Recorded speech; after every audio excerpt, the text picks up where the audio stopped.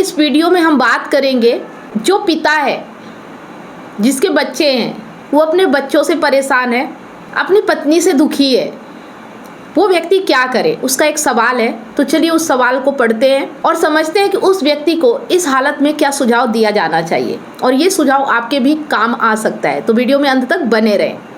बेटा बेटी पत्नी की साइड लेते हैं, बीवी नाराज तो बच्चे नाराज, ये दुख और चिंता की बात है। Please advice. देखिए एक चीज़ समझिए कि अगर आपके बेटा बेटी आपसे सिर्फ आपकी पत्नी की वजह से नाराज़ हो रहे हैं तो ये तो जाहिर सी बात है कि जैसी माँ होगी बच्चे वैसे ही होते हैं, क्योंकि ज़्यादातर बच्चे अपने माँ के साथ बिताते हैं। और अगर माँ को आप दुखी रखोगे, माँ को आप परेशान करोगे तो बच्चे आपसे तो नाराज़ होंगे ही। इस चीज़ को समझना चाहिए। आप चाहते हो कि आपकी पत्नी भले नाराज़ रहे लेकिन बच्चे आपके खुश रहें। जब तक पति और पत्नी सही तरीके से एक दूसरे के साथ नहीं रहते, एक दूसरे में प्यार नहीं है, एक दूसरे में अंडरस्टैंडिंग नहीं है, समझ नहीं है, एक दूसरे पे भरोसा नहीं है, विश्वास नहीं है, एक दूसरे के साथ कदम से कदम मिला के नहीं चल रहे, और ऐसी स्थिति में अगर आपके बच्चे हो गए हैं तो वो भी तो सफ़र करेंगे, उन्हें भी तो प्रॉब्लम होगी। तो अगर आप चाहते हैं कि आपके बच्चे आपसे अच्छे से बात करें, अच्छे से व्यवहार करें, तो आपको अपनी पत्नी के साथ अच्छे से व्यवहार करना होगा। अपनी पत्नी को भी ये समझाना होगा कि आपके बच्चे सफ़र कर रहे हैं। अगर वो समझदार है, वो इस चीज़ को समझती है तो वो भी समझेगी। लेकिन अगर पत्नी मूर्ख है, नासमझ है, नहीं समझती है, तो फिर ऐसी पत्नी के साथ रहने से आपके बच्चों की ज़िंदगी खराब हो रही है। अगर आप बच्चों का भला चाहते हैं तो फिर बच्चों की परवरिश खुद की रिस्पॉन्सिबिलिटी पे करिए। इतनी ताकत आपके अंदर होना चाहिए। बच्चे आप दोनों के हैं, सिर्फ अकेले आप डिसीजन नहीं ले सकते। लेकिन हाँ, अगर आप चाहते हैं कि आपके बच्चे खुश रहें, आपसे अच्छे से बात करें, तो आपको अपनी पत्नी को खुश रखना होगा। अगर वो आपके साथ अच्छे से रह रही है, अच्छा व्यवहार कर रही है और आपकी वजह से वो आपसे नाराज़ रहती है, गलती आपकी है, तो आपको अपनी गलती एक्सेप्ट करना होगा और उससे सुधारना भी होगा। आपको उससे पता करना होगा, बात करना होगा कि वो किस वजह से आपसे नाराज़ रहती है, कौन सी ऐसी चीज़ है जो आप उसकी बात नहीं मान रहे हो और वो मनवाना चाहती है। क्योंकि आदमी किसी से नाराज़ तभी होता है जब वो कुछ चाहता है कि सामने वाला मेरी ये ख्वाहिश पूरी करे। अगर वो ख्वाहिश जायज़ है, पूरी करने लायक है, तो आप ज़रूर पूरा करो और अपनी पत्नी को खुश रखो।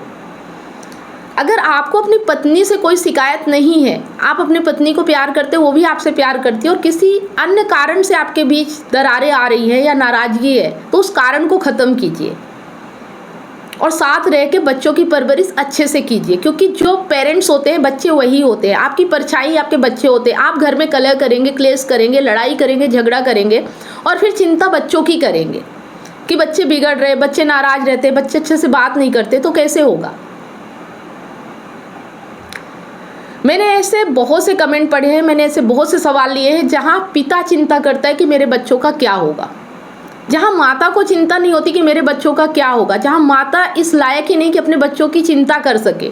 बच्चों को जन्म तो दे दिया लेकिन ये पता नहीं है कि मेरे बच्चों का फ्यूचर क्या हो रहा है। तो हाँ, आप अकेले ये सोच के अपने बच्चों का फ्यूचर नहीं बना सकते। आपको ये सोचना होगा कि आप ऐसी पत्नी के साथ रह क्यों रहे हैं, आपके अंदर ऐसी कौन सी कामना है, ऐसा कौन सा लालच है जो आप उसका साथ नहीं छोड़ पा रहे हो।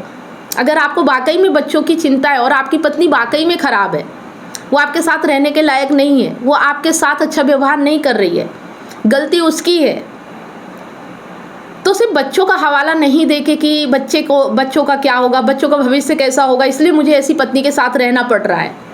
देखो, बच्चे जब तक दूध पीते हैं तब तक उन्हें माँ की ज़रूरत होती है। लेकिन अगर माँ इस लायक ही नहीं कि अपने बच्चों की अच्छे से परवरिश कर सके, अच्छी चिंता कर सके, बच्चों का अच्छा भविष्य बना सके, और आप इस लायक हैं, आप समझदार हैं, आप अपने बच्चों का अच्छा फ्यूचर बना सकते हैं, तो फिर आपको डिसीजन लेना होगा। फिर आप पत्नी के बारे में नहीं, अपने बच्चों के बारे में सोचिए। और जो पत्नी बुरी है उसके साथ बच्चे रहेंगे तो बुरे ही होंगे, कोई फ्यूचर नहीं है ऐसे बच्चों का। ये चीज़ आप समझिए। फिर बच्चों के लिए हॉस्टल बना है, अच्छी शिक्षाएं बनी है, अच्छी बुक्स बनी है, आप उनका साथ दीजिए ना बच्चों को। एक बुरी माँ का साथ बच्चों के लिए अच्छा नहीं होता। और अच्छी माँ वही होती है जो अपने बच्चों के बारे में अच्छा सोचती है, जो अपने बच्चों की परवाह करती है, जो अपने बच्चों का भविष्य देखती है। और अगर वो अच्छी माँ नहीं है, सबसे पहले तो वो अच्छी पत्नी नहीं है, इसलिए वो अच्छी माँ भी नहीं है, वो अच्छी इंसान ही नहीं है। और जो अच्छा इंसान नहीं है उसके लिए आप चिंता करके कुछ भी हासिल नहीं कर सकते। जितना आप चिंता करोगे, जितना आप सोचोगे, उतना ज़्यादा आप अपनी लाइफ बर्बाद करोगे और साथ में अपने बच्चों की भी लाइफ बर्बाद करोगे। तो यहाँ पे आपको निस्वार्थ होके अपनी कामनाओं को ना देखते हुए डिसीजन लेना होगा। आप जो भी डिसीजन ले, ये देखते हुए ले कि सही डिसीजन क्या है।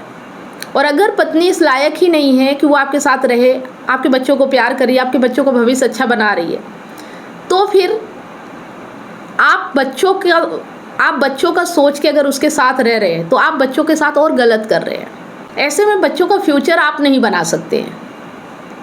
फिर ये कहना गलत है कि मैं बच्चों का सोच के अपनी पत्नी के साथ रह रहा हूँ।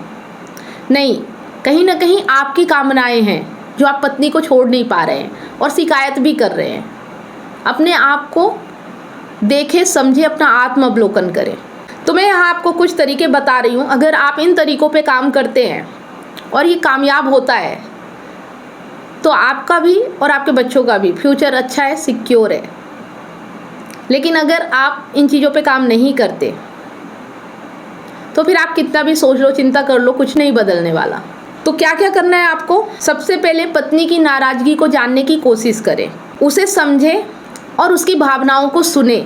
अगर आपने कोई गलती की है तो माफ़ी मांगें, शांत रहें और अपने पक्ष में बहस करने से बचें।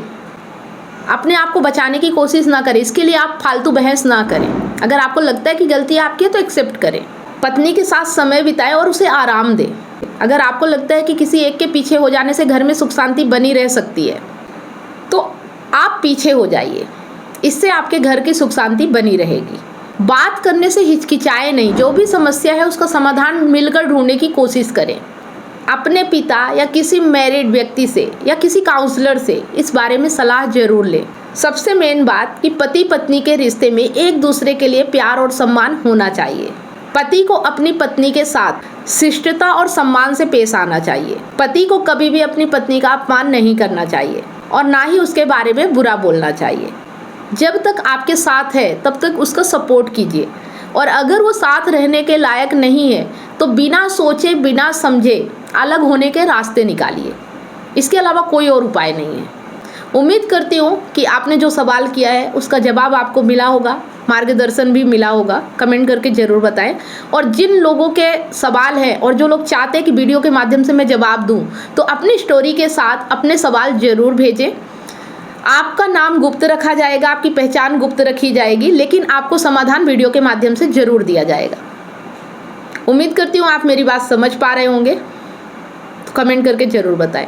वीडियो अच्छा लगा तो लाइक करें, ज़्यादा से ज़्यादा इसे शेयर करें। मिलते हैं नेक्स्ट वीडियो में, तब तक आप सभी लोगों को वीडियो अंत तक देखने के लिए बहुत बहुत धन्यवाद। इतनी सारी काउंसलिंग करने के बाद मुझे रियलाइज हुआ कि लोग अपने रिलेशनशिप और लाइफ से कितने ज्यादा परेशान हैं, जबकि मैंने अपने YouTube चैनल और Facebook पेज पर हजारों वीडियो रिलेशनशिप से रिलेटिव फ्री में डाल रखी हैं। फिर भी लोग पर्सनल काउंसलिंग चाहते हैं। नमस्कार दोस्तों, मैं कमलेश सोनी एक रिलेशनशिप कोच हूँ। 2019 से लेकर आज तक हजारों लोगों को मैंने फोन पर मदद किया है, जो लोग अपने रिलेशनशिप प्रॉब्लम्स को लेकर मुझे कांटेक्ट करते हैं। अब मेरा ये मिशन है, जो लोग रिलेशनशिप प्रॉब्लम्स को लेकर हताश और निराश है, ऐसे लोगों की मैं मदद करूं, ताकि लोग अपने रिलेशनशिप को खुद ही ठीक कर सके और जीवन में हमेशा खुश रहे, ना कि निराशा की ओर आगे बढ़े। काउंसलिंग की जरूरत क्यों है? उदाहरण के लिए आप किसी बीमारी की चपेट में हैं, आपको बहुत सारे मेडिकल स्टोर दिखते हैं, आप अपनी मर्जी से जाकर मेडिकल स्टोर से दवाई ले लेते हैं, लेकिन बाद में पता चलता है कि दवाइयों की वजह से आपकी बीमारी तो ठीक नहीं हुई, लेकिन दूसरी बीमारी आपको हो जाती है या आपकी बीमारी और ज्यादा बढ़ जाती है। उसी तरह से आप YouTube, Facebook पे फ्री वीडियो तो बहुत सारे देख लेते हो, लेकिन आपको अपनी एग्जैक्ट प्रॉब्लम पता नहीं होती और कई चीजों को आप ट्राई करने लगते हो, जिसके वजह से